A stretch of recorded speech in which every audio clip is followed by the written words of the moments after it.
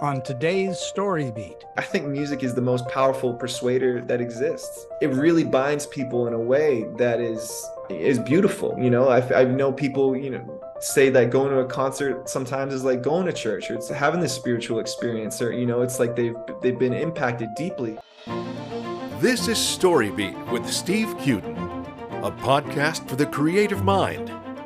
StoryBeat explores how masters of creativity develop and produce brilliant works that people everywhere love and admire.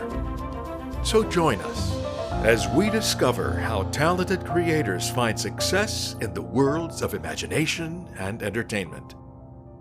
Here now is your host, Steve Cuden. Thanks for joining us on StoryBeat. We're coming to you from the Steel City, Pittsburgh, Pennsylvania.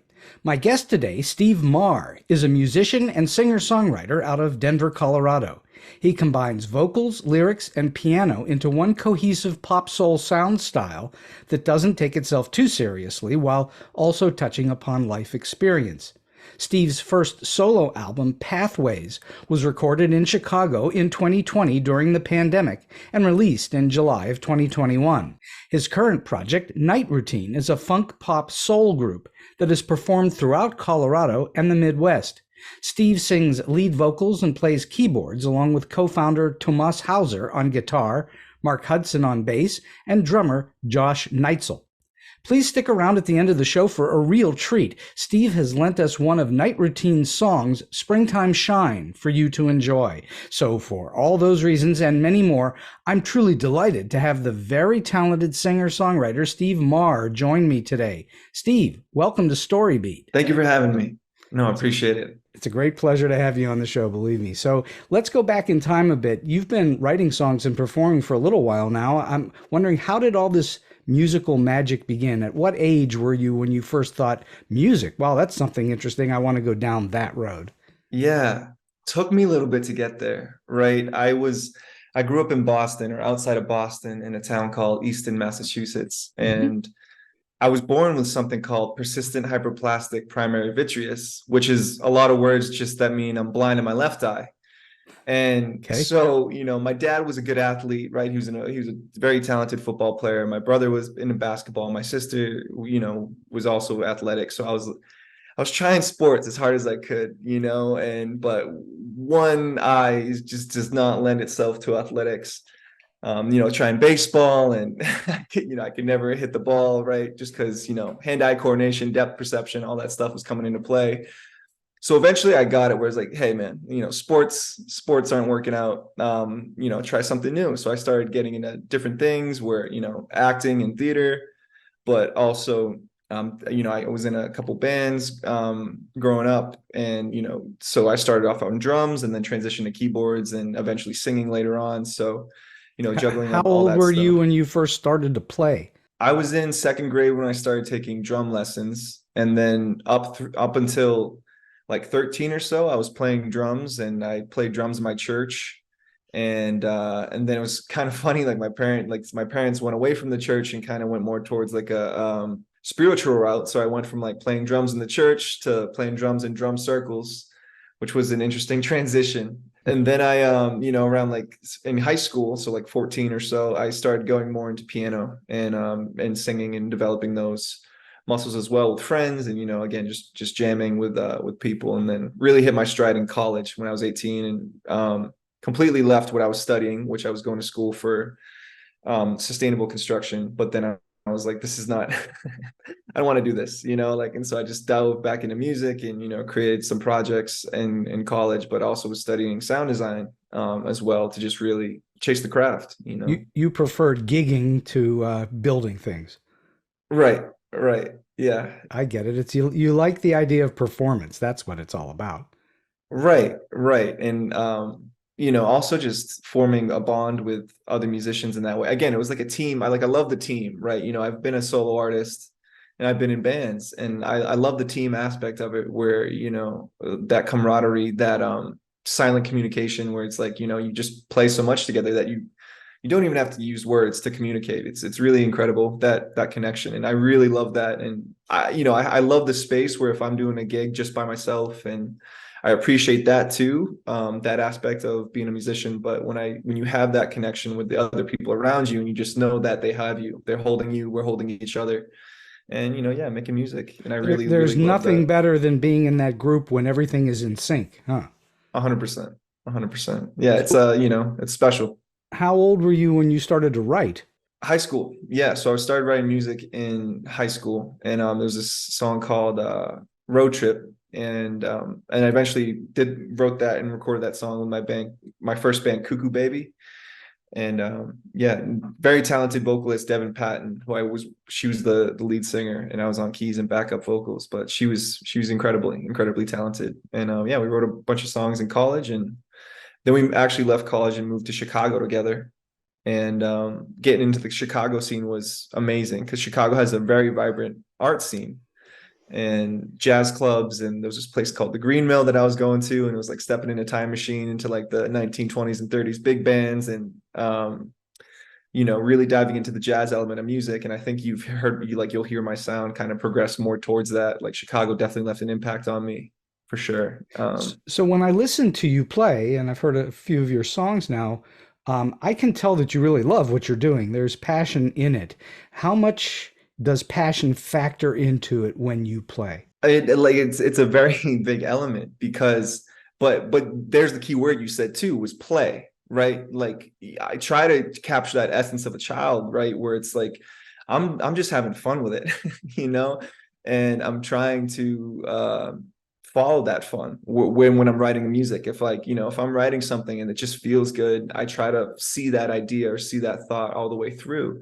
And like you said, yeah, you're playing music, but I'm also trying to play with the music, and experiment, and use instruments in ways they weren't necessarily designed to be used. And I think that's part of being an artist, is just finding new cool ways to capture sound. And our project specifically right now, we're still really in love with the analog equipment, and there's keyboards with 1,000 sounds, and it's just a lot of choice, right? It's like the paradox of choice, where it's like, I love an analog keyboard where they might have like 36 sounds, where I can just, modulate or, mess around with the different effects and find a desired sound. But I have a much more palatable option to choose from, where it's just like 36, different options I can choose.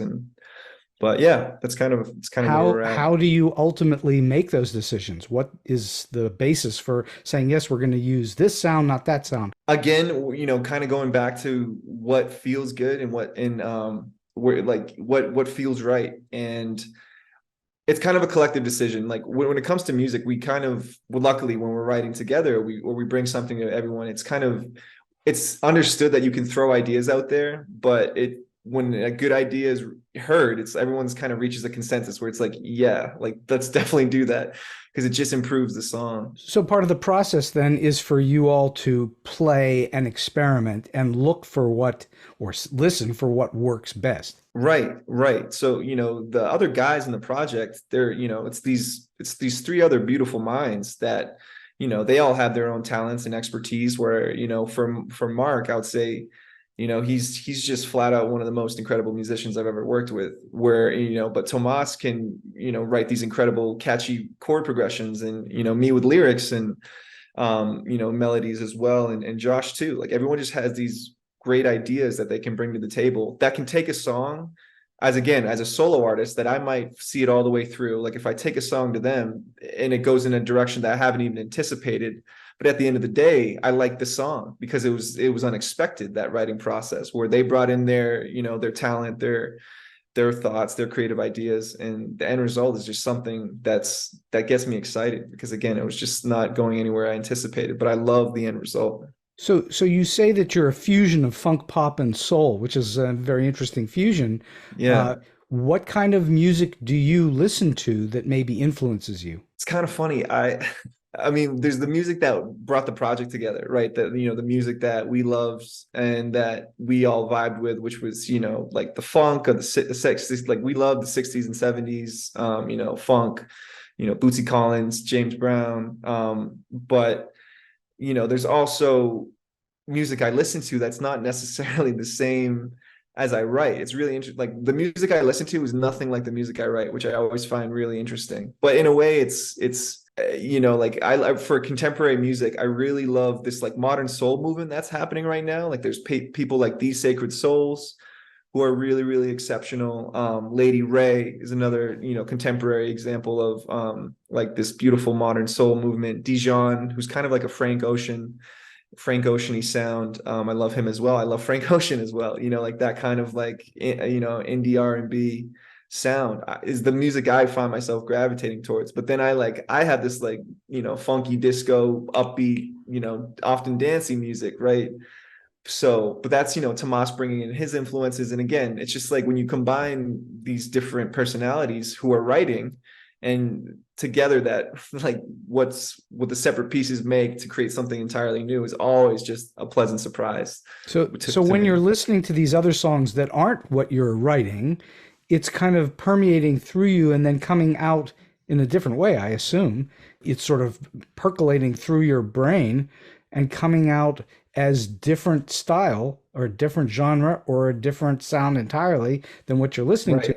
But it's somehow in there, isn't it? Right. And I'd almost say too that it's like putting it through the different lens of the other guys, right? Like it's putting it through like the Tomas and Marc and Josh filter, of just like it just adds different elements to the song, right? And that's always an exciting thing for me, is to see what they add to it and they come up with.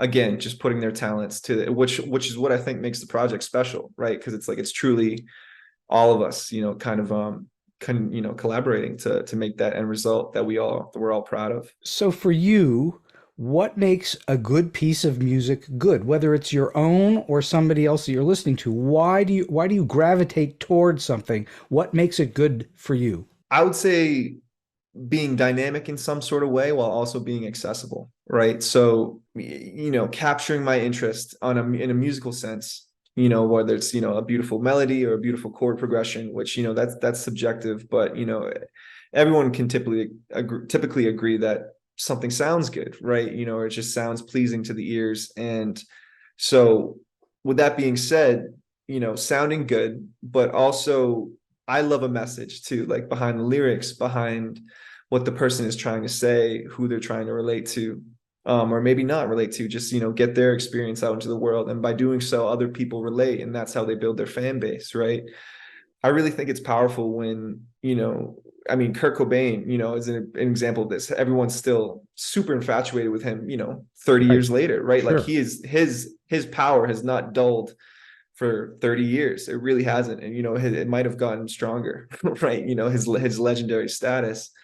And because I really think what he was saying was resonating so hard with the general population, and it just bursted through, and he struck a chord, no pun intended, on whatever was going on in the society at that time.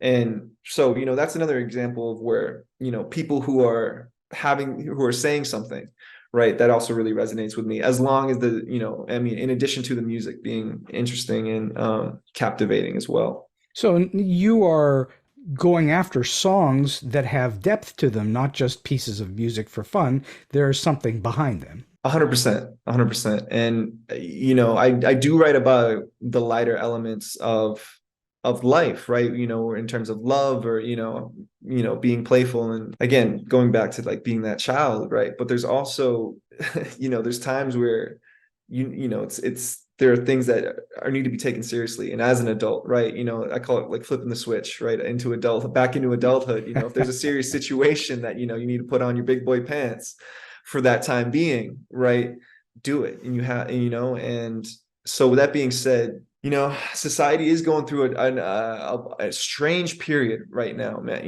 That's for sure. It's very strange. It's very, very strange. And, I feel like people, you see people getting restless and anxious, and there's anger that's bubbling up and brewing. And my whole thing in terms of my music is, as a result of human history, it's just like a cycle of violence, right? And I hope that we have enough technology and information and, recognition that this is a global community. Most people don't have anything against people 5,000 miles across the world in terms of like, going to war with this, this foreign nation. Most people don't want to do that. Most people just want to live a life of dignity and raise their kids and, give them a good life. And, calling to that where, it doesn't have to be this cycle of violence where, you feel like it always edges to, where like the last big one was World War II, right? And it's like, that was the last big cycle of violence. And it feels like it's like that cadence of like 100 years, like something crazy happens. And it's like, my hope, as a messenger of music is that I'm, calling recognition to be, hey, you can build a better way than that. It doesn't have to all, have to reset like a phoenix and rise from the ashes. Well, I have spoken to any number of friends and folks on this show about during the latter part of the 60s and the early 70s, during the Vietnam War conflict, music helped to lead the way to a different thought process. 100%. And I've been waiting for musicians, I haven't seen too many of them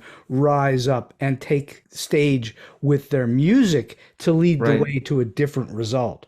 So I think it's time to see musicians do that. Don't you agree? I 100% agree. I really do. And I think a reason that we haven't seen that is because there's a lot of major, interests behind keeping the status quo. That it's behind, the money behind music is not interested in progressive societal change, or on a drastic scale, right? The status quo is making money. Well, the money behind music is fewer and further between than ever before. Yeah. It's very hard for musicians or songwriters to make a living today. Used to be quite easy if they were any good, and now it's become quite challenging. So let's talk about songwriting. When you get an idea for a new song, where do you start? How do you get ideas? Does it just come to you all from all kinds of different places, or do you seek them out in certain places? Yeah, it always happens a couple different ways, right? And I try to use that starting block to see it all the way through, right? So, I like to go for a lot of walks and runs. And if, I have an idea pop into my head, I might record a voice note into my phone. And, that's the starting piece that I, see all the way through. And so it's like, okay, if I just have vocals and a melody line, then I add, chords behind it or underneath it or some sort of rhythm and structure. And that's one way it can start. It could start the other way where, I'm just messing around on an instrument and, coming up with a progression or a melody that I like, and then putting music to it with my voice and putting lyrics to it that way. Sometimes it comes at both, both at once, and which that's amazing, right? If that happens, but it's always like it's these different starting points that I try to respect where they're at and then see it all the way through that idea. And looping helps with me a lot, right? So it's like if I have that, that verse and, if I'll just record it on my computer and like loop that and I'm like, like play that over and over again until I flesh it out and with a verse. And then it's like, okay, onto the chorus or onto a bridge. And it's the same thing when I'm writing with Tomas or, any of the other guys. It's that looping mentality, looping it until we flesh it out and figure it out and think that feels good. And then moving on and, building those structures together. Is it mostly music first or lyrics first? With Tomas, it's at the same time. A lot of, it's usually cohesive. So do you need to have a hook in order to proceed? It's sometimes it's more of like a placeholder, right? So it's like placeholder lyrics where it's like, here's kind of what I want the melody line to be like, da da da da, and like just singing the melody line. But then if I'm not in love with the lyrics, I'll try to like fit in other words. That's kind of the fun part with wordplay with me is just you're swapping out these words as puzzle pieces for a complete picture. And something, if I don't like a lyric and I'm not like, it doesn't really resonate with me. It's not 100% what I'm trying to say here. And then, so it's just like trial and error, like seeing what feels good while I sing and what also sounds good to me. It is a fun process, right? It's like, again, the words as puzzle pieces to build that structure out. Sure. Well, I'm a wordsmith myself, so I get it. It's how do you make those words fit with the music, with the thoughts, that it's all cohesive. And that's a challenge sometimes. Sometimes it comes very quickly and sometimes it takes a while. I assume it's the same for you. Right. Yeah. Some songs, it's also interesting, the timeline, because some songs I'll be working on for months. Some songs I'll write in, a half hour, or like one session. And again, it's just like respecting that process of, that this song is where it was at. It's not a, a quick one, which is fine. It's just, it still doesn't mean I won't love that song. It just takes more time, Of or course. maybe, that idea isn't fully fleshed out at that moment. Well, the audience has no idea how long it took you to write the song. Right. And Right. all they really care about is the end result. Do they like it or not? Yes or no. It's somewhat binary. Most people don't go shrug their shoulders, that song was okay, but I'll listen to it 100 more times. No, it's usually I like it or I don't like it. That's that typical response to a piece of music. Right. Sometimes, however, people have to get used to a song before they really like it. That happens too. Yeah. I think that happens, to be transparent with you. I think that happens with our projects in particular a lot, because, I think my voice is not what you would consider like traditionally a good vocalist, but I do think it's interesting, and I do like to sing. But I've noticed that people, if for whatever reason they listen to our music, maybe they don't like it at first, but if they keep listening to it, they get used to it, and then like I win them over eventually, Well, it which is grows like on them. a You 100%. know, Yeah.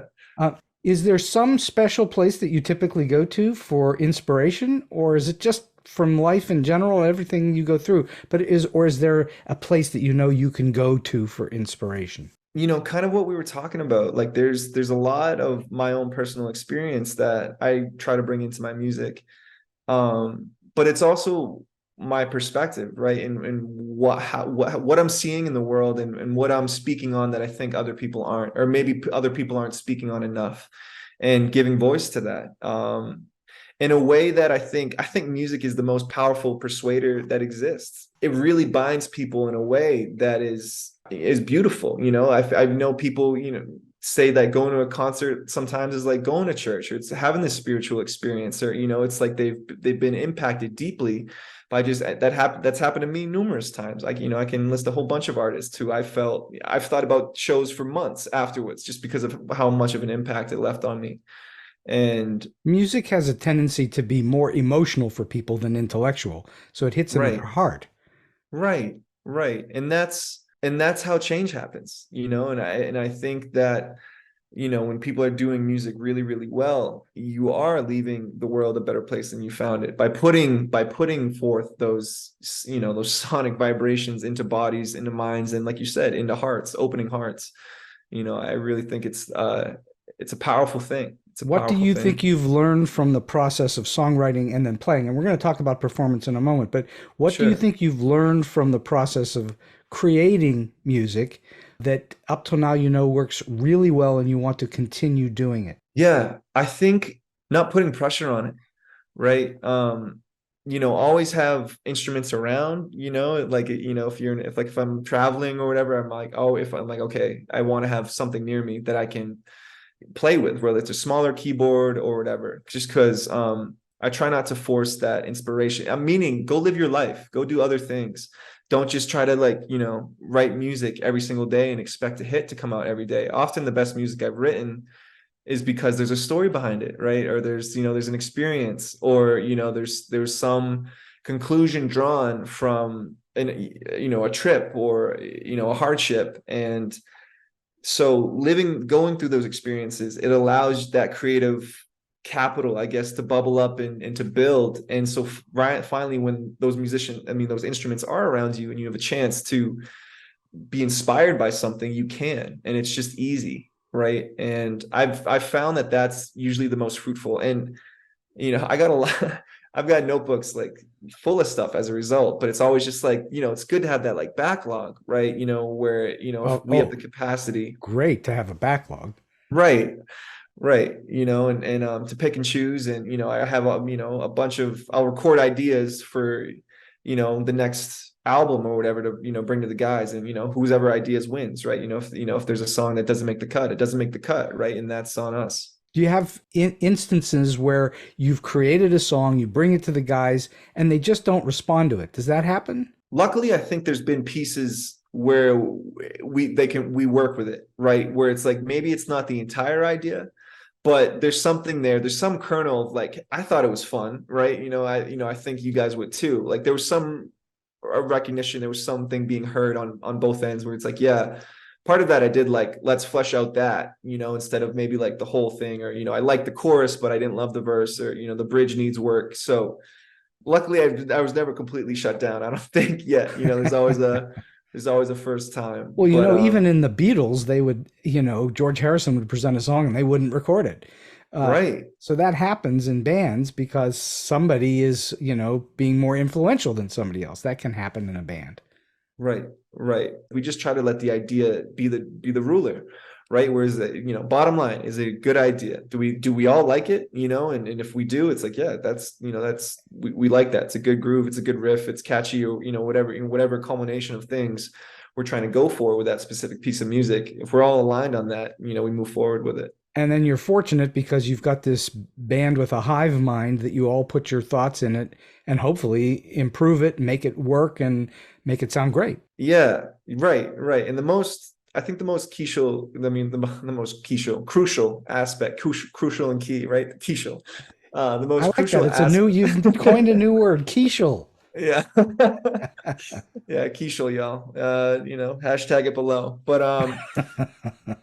But no, I think the most crucial aspect of that is I really love those guys. I really love them as friends. As at the end of the day, I would do, if they asked me anything, what they needed, I would do it.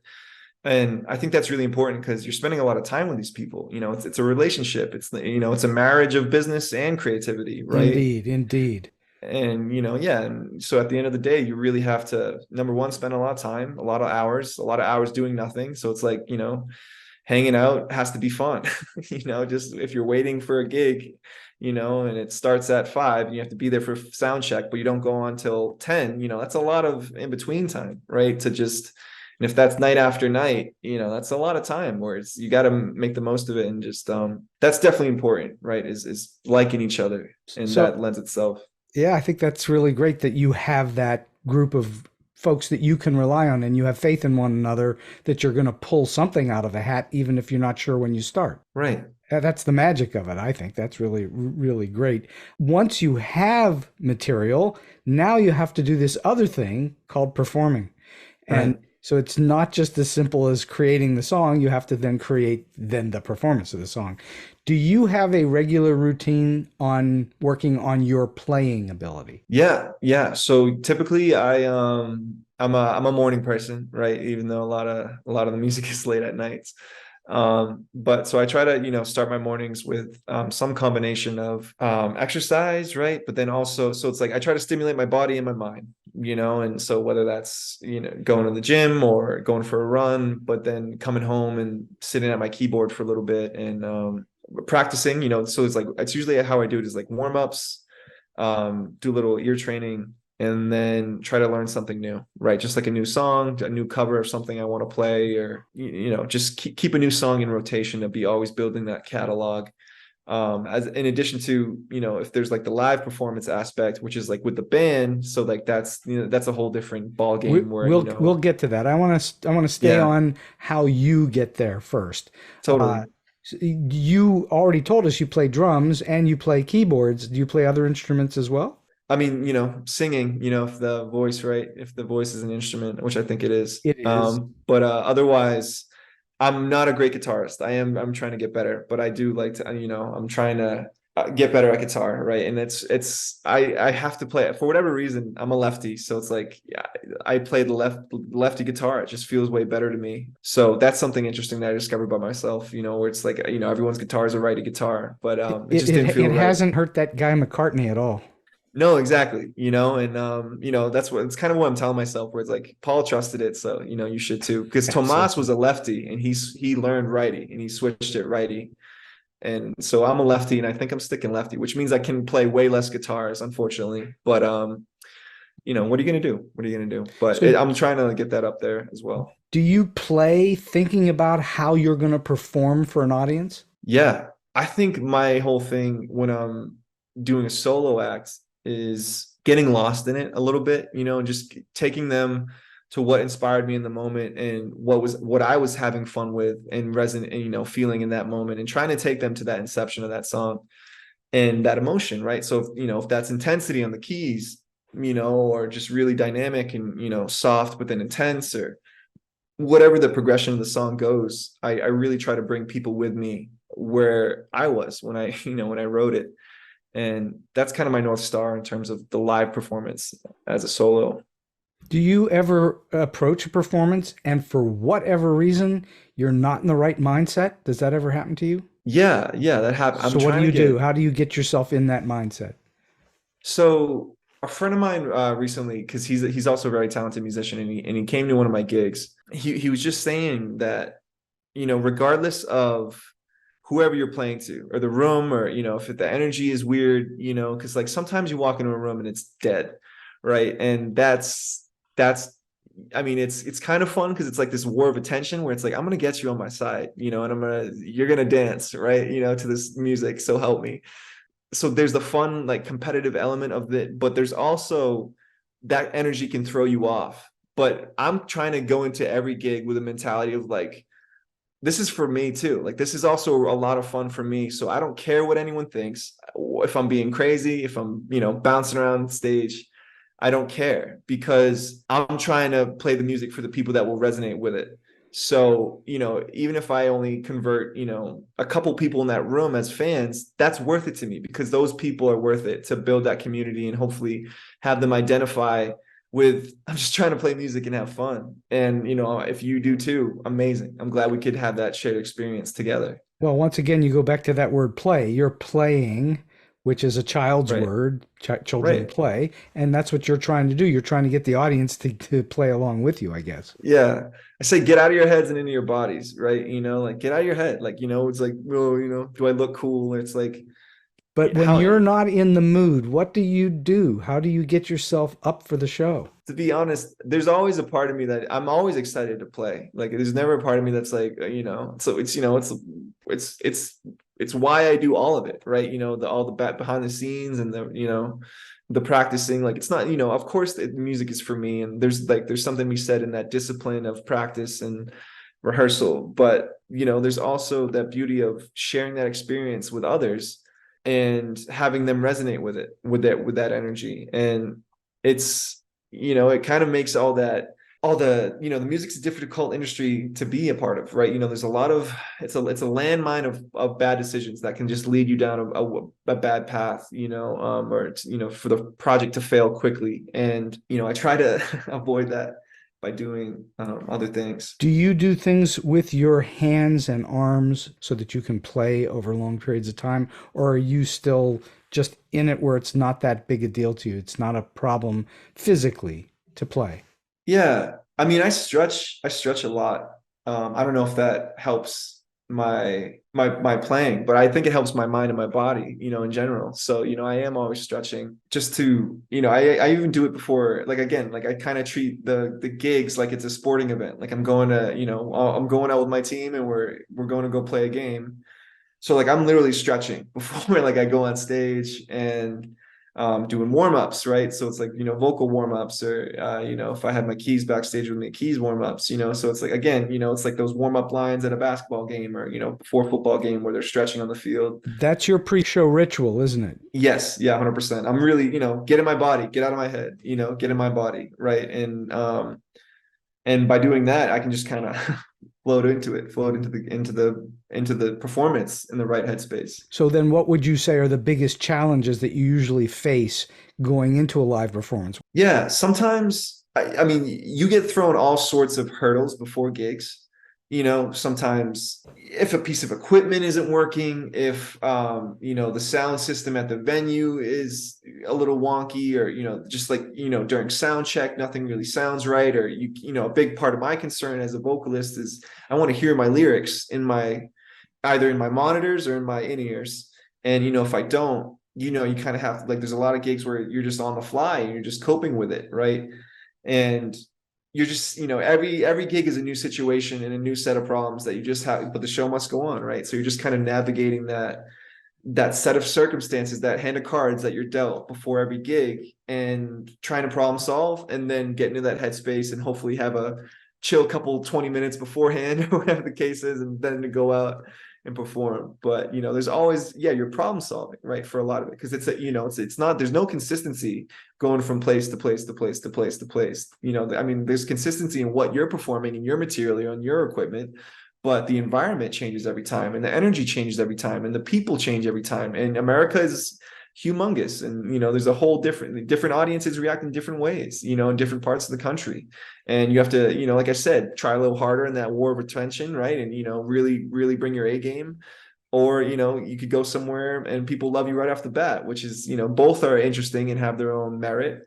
But again, it's just like you're always dealing with something new. Well, that's what I love about live performance and theater and so on, is that you may be doing the same songs over and over again, but every performance is different in some way. Right. It's always Right. unique. Each performance is unique. There's no two that are the same. No, there really isn't. There really isn't. But yeah, like, there's something special. Each one is like a little gift of a moment in time. Do you do anything differently now in working on stage live than when you started out, that you went early on, this is not going to work, I've got to change to do this? Is there something you do differently now? Yeah. Again, as a vocalist, and a lot of the venues use monitors, right? Where they're blasting a speaker at you. And this is another thing too for any young musicians, protect your ears early and often, because No kidding. I have tinnitus in my left one. You do not want it. So protect your ears, wear ear protection, and ideally good ear protection, right? If you go to an audiologist and get custom fitted earplugs, it really creates a good seal. So you protect your ears for as long as possible, because we're constantly in loud environments.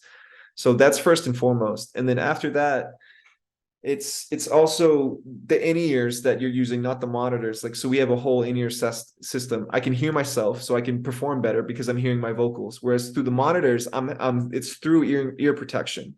So, and it's just blasting sound at me. So it's like, I can't really hear. I'm just trusting that based on skill and experience that I'm hitting my notes, and it's coming through how I want it. But I truly don't know at the end of the day. But when I have my in-ear setup in, I really know. I'm like, yep, I hit that, onto the next, So what would you do if you got to a gig and for some reason you couldn't hook that up? What would you do? Again, just throw in the earplugs and skill and experience, right? Because that's happened. That does happen, sometimes. And so at the end of the day, you got to fall back on something where it's like, I know at the end of the day, if I have a power outlet in my keys and it's just me and my vocals, like I could still perform. It might be really stripped back set, but it's still going to happen, right? What's your favorite thing about performing? What do you love? I really like getting people moving. I really like, seeing people perk up and, getting their body a little bit and just seeing energy build over, like if we first start playing and then, it's kind of like a little quiet the first couple songs, but then if we're hitting them really hard with an intentional set, and sometimes we'll call audibles on songs just because it's like, again, it's that war of attention where, I think this song will really get people moving at this moment in time. Like they're starting a little slow, like let's hit them with something fast or dancier, disco-y, and get that energy up and keep it up, and like pedal to the metal in different ways. Because all of our songs are, different vibes, whether it's like slower, faster, but giving it its full worth of energy for each song. So you give some thought to programming the evening in terms of what you're playing in what order so that it builds in some way. Is that right? Totally. Yeah. Building your set with intention. But, like I said, sometimes which can drive some of the musicians we work with crazy. But like sometimes we'll throw in, a song like just off the cuff because it feels right, or we want to keep the energy up, and the next song was supposed to be a slower one, but it's like, no, let's push it some more, and let's keep the pace going. Or sometimes if the crowd's going a little too crazy and where they're kicking us out, which we've done before too, like we play a slower song to calm the energy back down, and then we're like, all right, good night, y'all, like that was it, because so not to cause any sound disturbances or anything like that, because people have kids and I get it, but it's still a lot of fun. What would you say the biggest disaster you and the band have been in, and how did you get your way out of it? I would say the biggest ones are weather, right? So you play a lot of outdoor gigs. Yeah. And especially, in areas where the weather can be dynamic, Colorado, Midwest, especially, it's like you can get 4 different climates in one day where, hail and sunshine. And it was just yesterday in Colorado, we, golf ball hail, but then it was beautiful in the morning, 80 degrees or 88 degrees, sunny and bright. But the main point being, that we have thousands of dollars of gear, right? That's our investment. That's our livelihood in that regard for the music. And so you have to protect that, right? So, gear insurance is definitely something I recommend if people are gigging regularly, just some sort of insurance on your gear in case something terrible does happen. But also being ready, like we're at the drop of a hat, we just, have tarps or whatever the case is ready to just cover the instruments and, be ready for that, because we've had, some instances where, all of a sudden we were just getting rained on and, panicking. And, I don't want anyone to lose their gear to weather, right? So, definitely that's something to be aware of. But we also live in a crazy environment. Like I said, it's not typical for everyone. Do you folks arrange your own pieces? Do you arrange them, or does the group arrange them as a whole? Yeah. So typically it's me or Tomas bringing an idea to the group at large, and then everyone adding their piece. So, I'll bring out a song depending on how fleshed out it is, might be, all the way, or, just like, I'd love you guys to add some parts or add some solos, or it's, a half idea and then we flesh it out together. But, everyone does have their input, which I really appreciate. Do you consider yourself to be an arranger? Yeah. I mean, I'm bringing ideas, chord progressions, melodies to them, that I think are fun. And, again, if that idea wins out and it holds, amazing. Like, I have the respect of 3 other people who I value their opinions strongly, so it's like, okay, if they think it's good, I think it's good. So tell the listeners who may not know how important the arrangement, or you could call it the orchestration, but with a band, it typically is an arrangement, not an orchestration. Tell the listeners how a variety of different arrangements impact the way the songs are received or perceived. Yeah, I think again, it goes back to the root idea of, like, what are the emotions, and what are the words? What's the message you're trying to say? And forming that cohesive idea with the music. So, if I'm trying to, like, let out emotion, if I'm trying to really make a point with the lyrics or the message behind the music, you're using the music like a weapon, you know what I mean, on your side to incorporate that, to really put an emphasis on that message.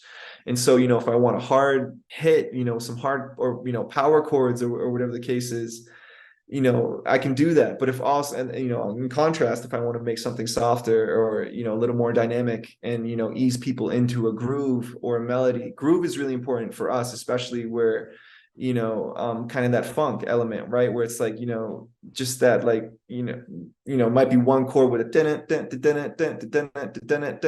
that's like one chord that you're really riffing on.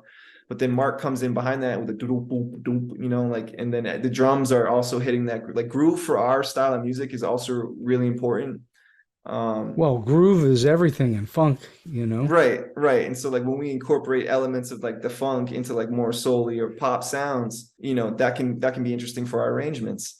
And it's just seeing where you fit. And that's part of being a musician, is being a really good listener, right? And, seeing where everyone else is playing and where they're fitting in, and then you fitting in as well. And so, as a keys player, it might just be a couple chords where, like, they're doing that, like that, dun dun dun, and I'm just like, pop, pop, just like hitting, like, the space in between them, where it's like I'm filling out a sound, but I'm also working with the rhythms that they're operating in, and just trying to complement and add to it and not take away from anything, but filling into that, smoothly, like a river of sound, just adding that extra current. Well, yeah, if you don't have that rhythm or that smoothness, it's going to come out pretty clunky, I would think. Right. And, that's part of, like, playing together and gigging often, and, getting to know each other, and, again, forming that silent communication with each other, because that's, you kind of instinctually know where we're going to go with something. And once you have a song and you have the arrangement, you know what each of your pieces are going to play. Yeah. How much rehearsal do you go through? What's your rehearsal process? I mean, it's interesting because, like, the writing we're kind of arranging in real time sometimes, where it's just like, again, we have hey, I got this initial idea. Let's see where, fit into it. And again, attacking it over and over and over again until it feels like everyone's on the same page and we feel like it's right. So that takes just a lot of repetition, right? And once we have a song, like we can go gig and do a 3-hour set, and like we have a backup set to go to, right? If we're trying to like go and experiment and do new things and write new music, it's like Right. for us to rehearse for new music and new elements and a new performance, like that's a lot, right? That I would at least want to rehearse with them a couple times a week to be able to get that up to speed, but with the music that we have and that we've been playing for years and years and years, it's like we don't need as much rehearsal for the stuff that we've historically played, hundreds of times. Do you rehearse during the day of show or not at all? Typically sometime during the week before, but day of show, it's kind of understood that, if you want to rehearse something, it's do so, but, kind of on your own. But then we do come together for just hanging out, right? Just being in each other's presence. Do you think that helps you to be loose on stage? I think so. Like I think everyone has their process, right? Their own warm-up process, like I said, with, vocals or whatever. And I think by doing that, they get in their own, their own ritual, their own mindset. But then we have that chance to come together and just hang out and be with each other before we go on stage, because I think that's also important, just to, get the mood right, have it be playful, have it be fun, and be ready. Well, again, you guys have to be in sync on stage. So Right. I guess it's good that you have some kind of a meeting of the minds before you go on stage. Right. Yeah, exactly. That's why you hear about so many performers having pre-show gatherings of everybody that's going to be on stage. Yeah. And that way you're sort of in the same mindset. Totally.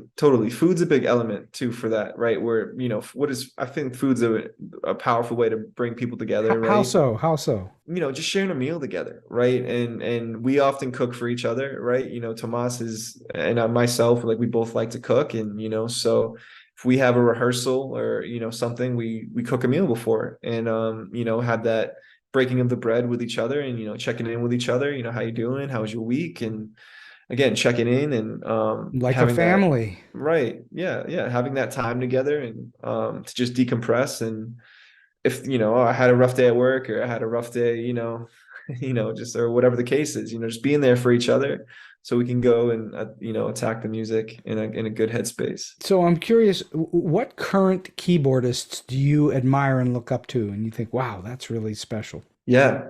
Corey Henry, he's phenomenal. His with I mean, he does a whole bunch of stuff, but I think he was really known from Snarky Puppy.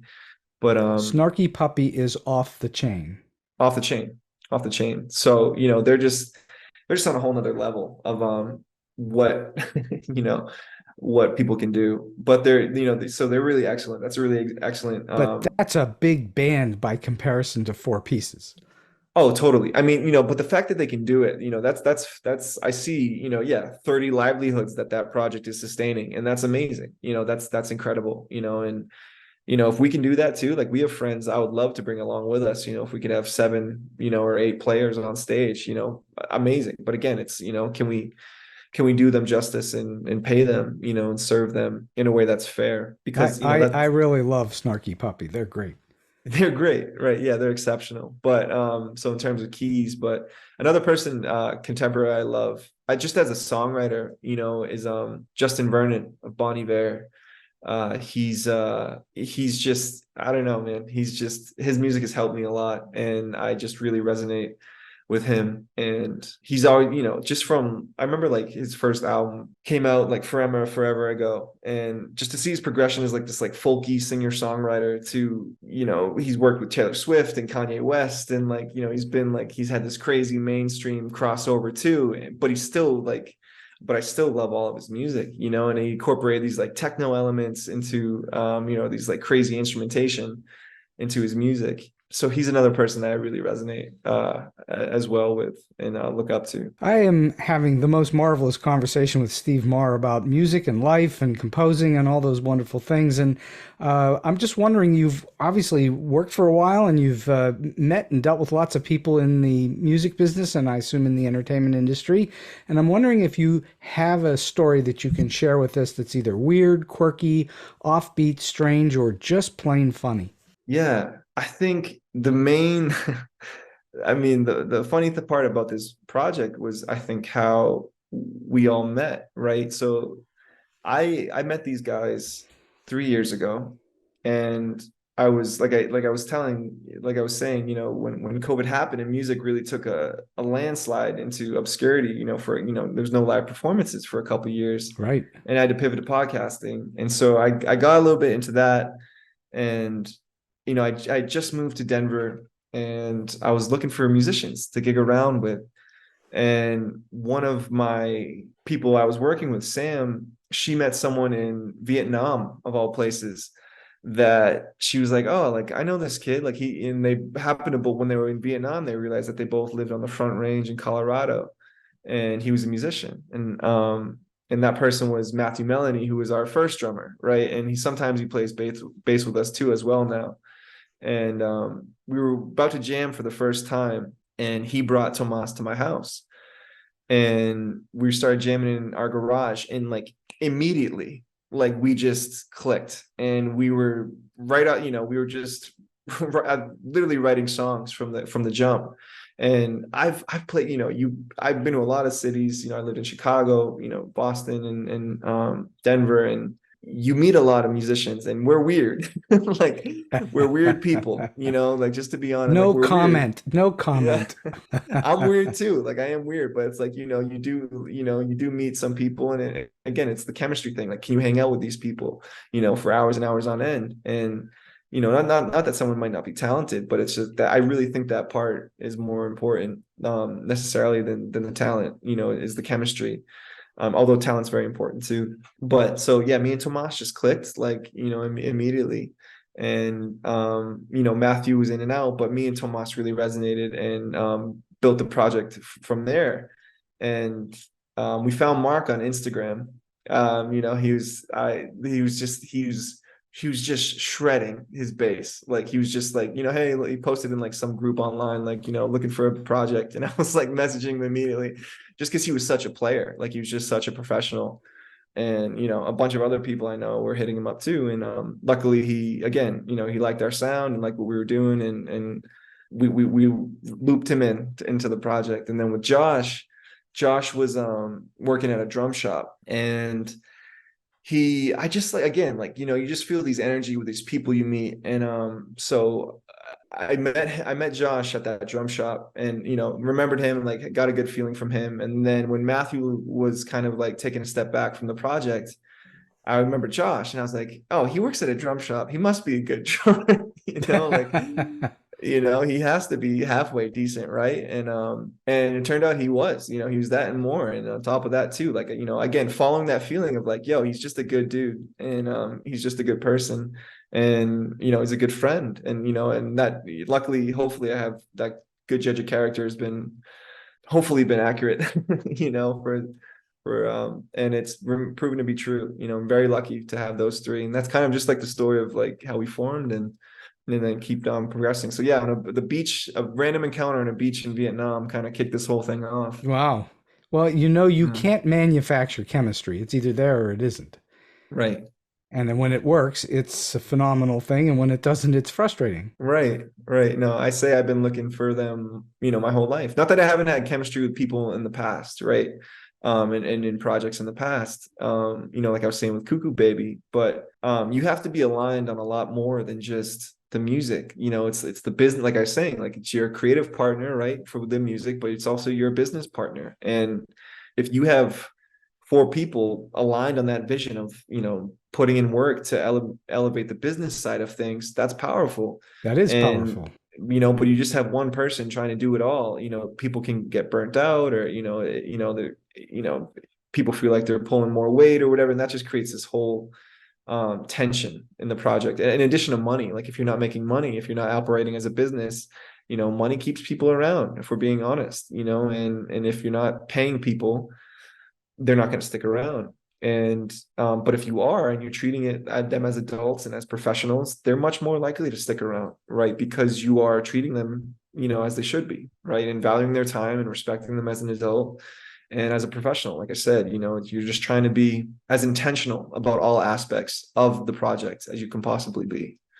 Well, I think that that's really marvelous when you find each other like that. That's a gift that A you found. gift. No, 100%. Yeah. A So gift. last question for you today, Steve.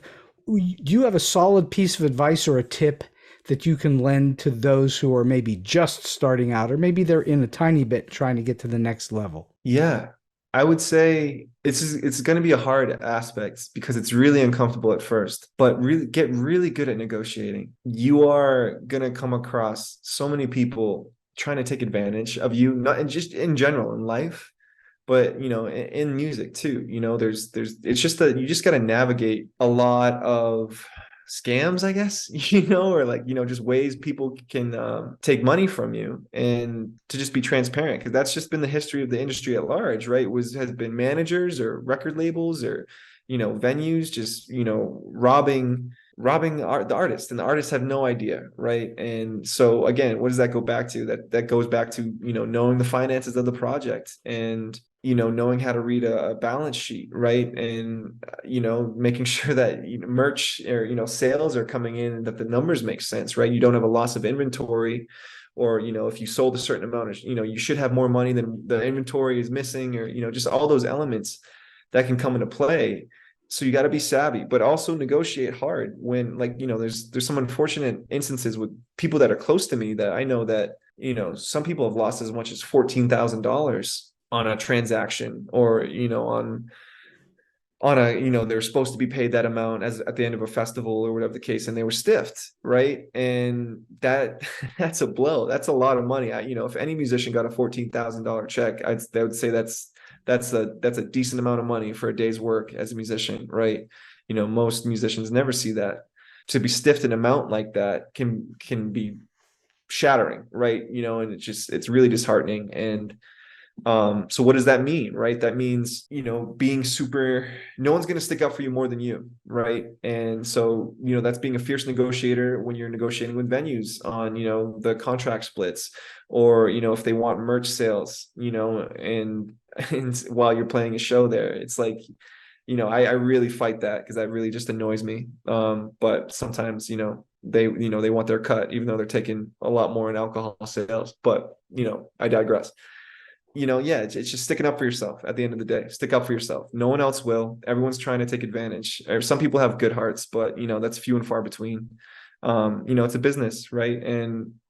But don't let that get you down, right? There's also this quote where Antonio Gramsci, he was an Italian philosopher. He died in a Mussolini prison in fascist Italy in the 1930s. But his quote was, "Pessimism of the intellect, optimism of the will," meaning be very aware of how the world is, trying to screw you, I guess, but don't let it get you down. Use it as a catalyst for change and for hope and building a better music industry. Like, I want it to be more cooperative among musicians, and, more independent maybe, and, self-sufficient, right? Like, it's a lot of work to run the business all by yourself, but you can do it. And at the end of the day, you'll probably make a better living because of it. Well, I think that that's very inspirational. Steve Maher, this has been a terrific hour on StoryBeat, and I'm very grateful for your time and your wisdom, and I thank you for spending this time with me on the show today. Thank you for having me. Yeah, I appreciate it. So as promised, we do have a real treat for you. So sit back now and please enjoy Steve and his band, Night Routine, playing the song Springtime Shine.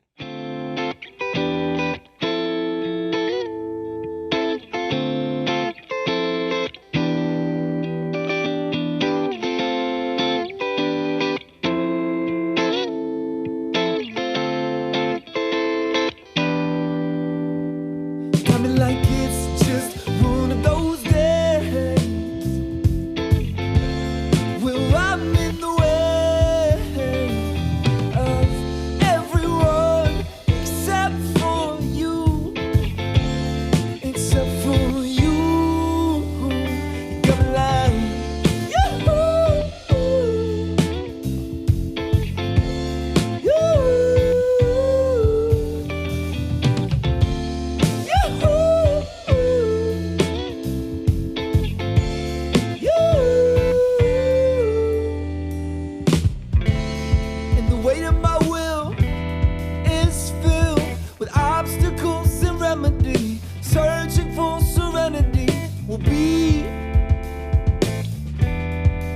death of me.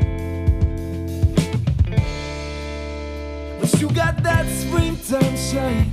You're looking so brand new. Know how you look so fine. And this is overdue. But you're giving that gift of a life. When you're giving that gift of a life. And who am I without you? Hey, you got that springtime shine. You're looking so brand new. Know how you look so fine. And this is overdue. But you're giving that gift of a life. When you're giving that gift of a life. And who am I without you?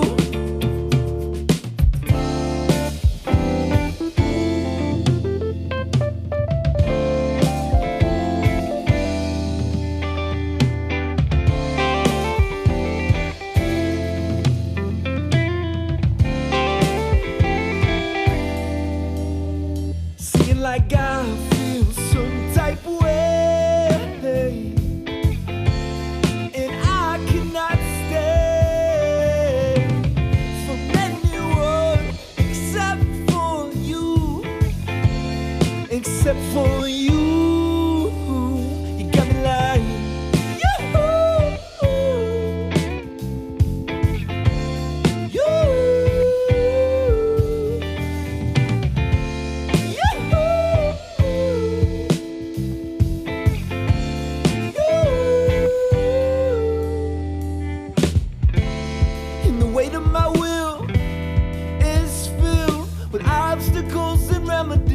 searching for serenity will be the death of me. But you got that springtime shine. You're looking so brand new. And know how you look so fine. And this is overdue. But you're giving that gift of a life. And you're giving that gift of a life. And who am I without you? Hey, you got that springtime shine. You're looking so brand new. And know how you look so fine. And this is overdue.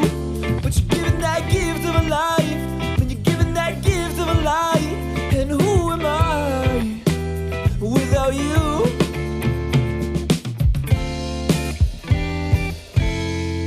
Yahoo! And so we've come to the end of today's Story Beat. If you like this episode, won't you please take a moment to give us a comment, rating, or review on whatever app or platform you're listening to. Your support helps us bring more great StoryBeat episodes to you.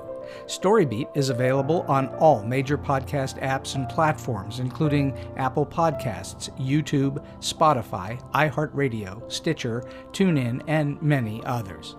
Until next time, I'm Steve Cuden, and may all your stories be unforgettable.